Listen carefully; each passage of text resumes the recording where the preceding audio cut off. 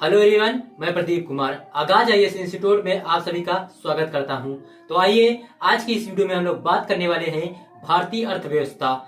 भारतीय अर्थव्यवस्था से रिलेटेड यूपीएससी के प्रीलिम्स और मेंस के जितने भी मोस्ट इंपोर्टेंट टॉपिक है हम आप लोगों के लिए लेकर आए हैं। तो देखिए, प्रीलिम्स के लिए जो टॉपिक है वो पीएम मित्र योजना, वस्त्र क्षेत्र, सार्वजनिक निजी भागीदारी और पीपीएफ प्रत्यक्ष विदेशी निवेश एफडीआई और जीडीपी और कृषि आईआईपी और एसएएफटीए। और मेंस के लिए जो टॉपिक है वो भारत का कपड़ा क्षेत्र, क्षमता और चुनौतियां। तो आइए हम यूपीएससी के प्रीलिम्स और मेंस के इन सभी टॉपिक के बारे में पूरे विस्तार से चर्चा करते हैं। तो देखिए चर्चा में क्यों है। केंद्र ने PM mega integrated textile reason and apparel योजना के तहत नए टेक्सटाइल पार्क स्थापित करने के लिए तमिलनाडु, तेलंगाना, कर्नाटक, महाराष्ट्र, गुजरात, मध्य प्रदेश और उत्तर प्रदेश में स्थानों का चयन किया है। वर्ष 2026 से 27 तक पार्कों की स्थापना की जाएगी। परियोजना के लिए कुल परिव्यय 4,445 करोड़ रुपए है। हालांकि वर्ष 2023-24 के बजट में प्रारंभिक आवंटन केवल 200 करोड़ रुपए है। पीएम मित्र योजना क्या है, आइए जानते हैं। सबसे पहले हम लोग परिचय जानते हैं। पीएम मित्र पार्क को सार्वजनिक निजी भागीदारी पीपीएफ मोड में एक विशेष परियोजना वाहन एसपीवी द्वारा विकसित किया जाएगा, जिसका स्वामित्व केंद्र और राज्य सरकार के पास होगा। प्रत्येक मित्र पार्क में एक incubation centre, common processing house और एक कॉमन इन्फ्लुएंट ट्रीटमेंट प्लांट और अन्य टेक्सटाइल संबंधी सुविधाएं जैसे डिजाइन सेंटर और टेस्टिंग सेंटर होंगे। कार्यान्वयन क्या है, आइए समझते हैं। विशेष परियोजना वाहन केंद्र और राज्य सरकार के स्वामित्व वाली एक एसपीवी प्रत्येक पार्क के लिए स्थापित की जाएगी, जो परियोजना के कार्यान्वयन की निगरानी करेगी। विकास हेतु पूंजी सहायता, कपड़ा मंत्रालय एसपीवी को प्रति पार्क 500 करोड़ रुपए तक की वित्तीय सहायता विकास हेतु पूंजी सहायता के रूप में प्रदान करेगी। प्रतिस्पर्धी प्रोत्साहन सहायता CIS पीएम मित्र पार्क में इकाइयों को प्रति पार्क 300 करोड़ रुपए तक का CIS भी तेजी से कार्यान्वयन को प्रोत्साहित करने के लिए प्रदान किया जाएगा। अन्य योजनाओं के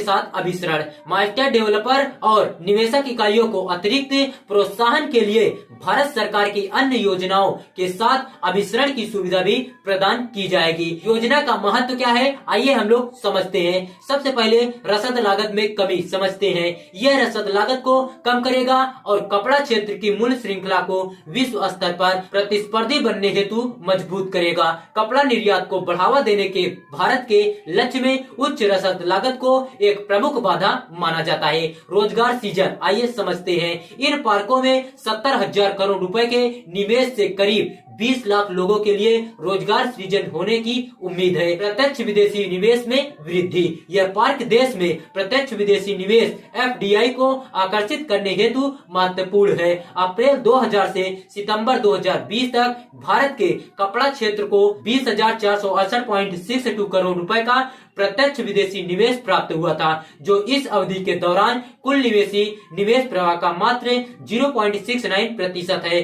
प्रतिस्पर्धात्मकता, आइए समझते हैं। यह क्लस्टर आधारित दृष्टिकोण क्षेत्र के अपव्यय और रसद लागत को कम करेगा और इस प्रकार देश के कपड़ा क्षेत्र की प्रतिस्पर्धात्मकता में सुधार करेगा। भारत के वस्त्रोद्योग क्षेत्र का परिदृश्य, आइए जानते हैं। अवस्था, सबसे पहले हम लोग अवस्था समझते हैं। कपड़ा क्षेत्र भारतीय अर्थव्यवस्था के महत्वपूर्ण क्षेत्रों में से एक है, जो कुल सकल घरेलू उत्पाद जीडीपी के 2% से अधिक और विनिर्माण क्षेत्र के सकल घरेलू उत्पाद के 12% से अधिक के लिए उत्तरदायी है। टेक्सटाइल सेक्टर में फाइबर से लेकर रेडीमेड गारमेंट तक एक विविध मूल्य श्रृंखला है। क्षमता, आइए जानते हैं। यह क्षेत्र भारत में कृषि के बाद दूसरा सबसे बड़ा रोजगार प्रदाता है। यह अनुमानित 45 मिलियन लोगों को प्रत्यक्ष रूप से और अन्य 60 मिलियन लोगों को अप्रत्यक्ष रूप से संबंध गतिविधियों के माध्यम से रोजगार प्रदान करता है। वस्त्र और परिधान में वैश्विक व्यापार के 4% हिस्से के साथ भारत में वस्त्र और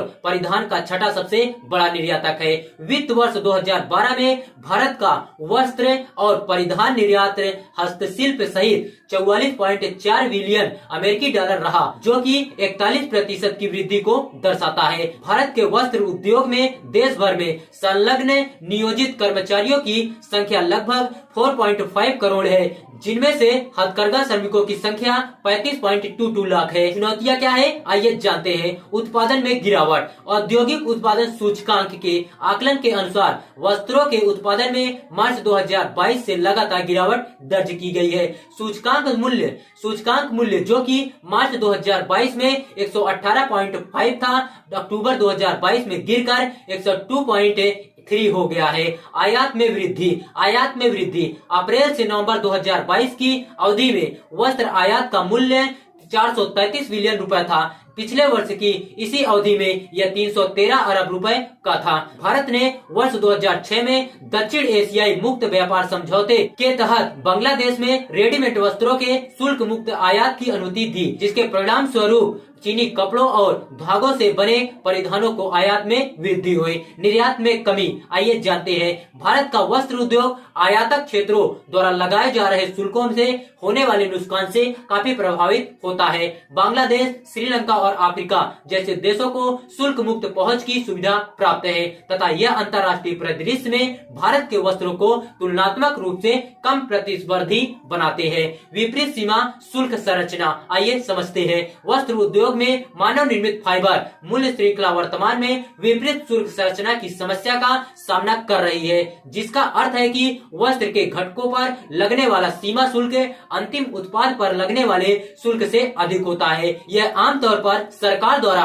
वापस में कर दिया जाता है। इससे सरकार के राजस्व का बहिर्वाह होता है, लेकिन साथ ही यह व्यवसायों के लिए महत्वपूर्ण कार्यशील पूंजी प्रवाह को भी बाधित करता है। वस्त्र उद्योग क्षेत्र से संबंधित पहल क्या है, आइए समझते हैं। संशोधित प्रौद्योगिकी उन्नयन निधि योजना, एकीकृत वस्त्र पार्क योजना, समर्थ योजना, पावर टेक्स इंडिया, रेशम समग्र योजना, जूट ICAR योजना और राष्ट्रीय तकनीकी वस्त्र मिशन। आगे की राह क्या है, आइए हम लोग समझते हैं। व्यापार उपचार महानिदेशालय ने इंडोनेशिया से आयातित VSF पर एंटी डंपिंग ड्यूटी ADD लगाने की सिफारिश की है। इस जांच से पता चला है कि डंपिंग रोधी शुल्क हटाए जाने के बाद इंडोनेशिया से आयात बढ़ा है। भारत वस्त्र उद्योग हेतु मेगा परिधान पार्क और सामान्य बुनियादी ढांचे स्थापित करके इस वस्त्र को संगठित कर सकता है। इसके अलावा अब प्रचलित मशीनरी एवं प्रौद्योगिकी के आधुनिकीकरण पर ध्यान देना होगा। भारत को वस्त्र क्षेत्र के लिए एक व्यापक ढांचे की जरूरत है। इसके तैयार हो जाने के परिणाम स्वरूप देश को मिशन मोड के रूप में संचालित करने की जरूरत है। तो देखिए, अगर आप लोगों को इसका PDF चाहिए तो इसका PDF टेलीग्राम चैनल पर मिल जाएगा। टेलीग्राम चैनल का नाम है आगाज IAS इंस्टीट्यूट और टेलीग्राम चैनल का लिंक हमने डिस्क्रिप्शन में दे दिया है। आप वहां से जाकर टेलीग्राम चैनल को डायरेक्ट विजिट कर सकते हैं और PDF डाउनलोड कर सकते हैं।